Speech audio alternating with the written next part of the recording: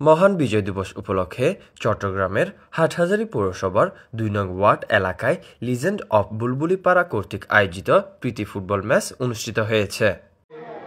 মহান বিজয় দিবস, এই দিবস অনেক ত্যাগের। আজকে আপনারা যে খেলাগুলো আমাদেরকে উপহার দিয়েছেন, আমরা অনেক খুশি হয়েছি।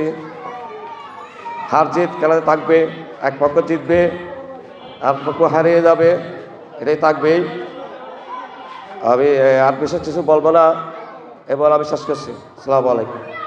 প্রিয় ভাইরা, আজকে এই বিজয় দিবস উপলক্ষে ৩০,০০০ শহীদের রক্তের বিনিময়ে আজকে আমরা এই লাল সবুজের পতাকা পেয়েছি।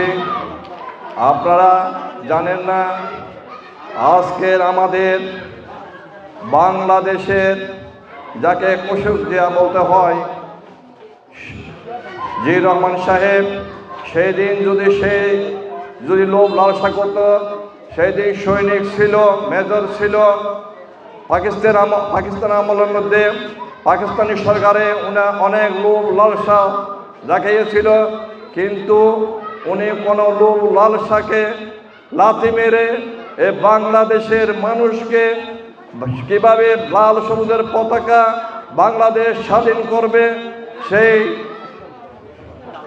ত্যাগ করে, সেই কষ্ট করে সেদিন আমাদের 9 মাসের মধ্যে এ বাংলাদেশ স্বাধীন করতে পেরে সক্ষম হয়েছে।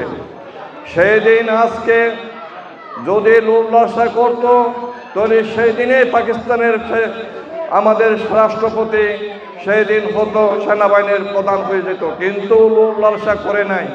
শুধু দেশের মাটিকে ভালোবাসে বলে আজকে আমরা আশা করব আগামী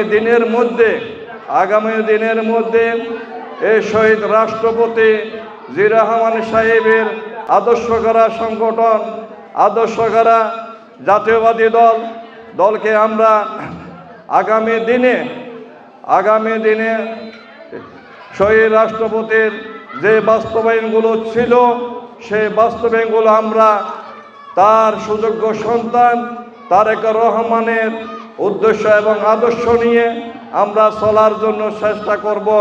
সেই আদর্শকে এটা সবুজ একটা বাংলাদেশ আমরা গঠন করব। অতিথি হিসেবে এসেছেন, সবাইকে লিজেন্ড অব বুলবুলিপাড়ার পক্ষ থেকে ধন্যবাদ ও কৃতজ্ঞতা জানাচ্ছি। আমি সময় স্বল্পতার কারণে সবাইকে বক্তব্য দেওয়ার সুযোগ দিতে পারছি না, বিধায় আমাদেরকে ক্ষমা সুন্দর দৃষ্টিতে দেখার জন্য অনুরোধ জানাচ্ছি।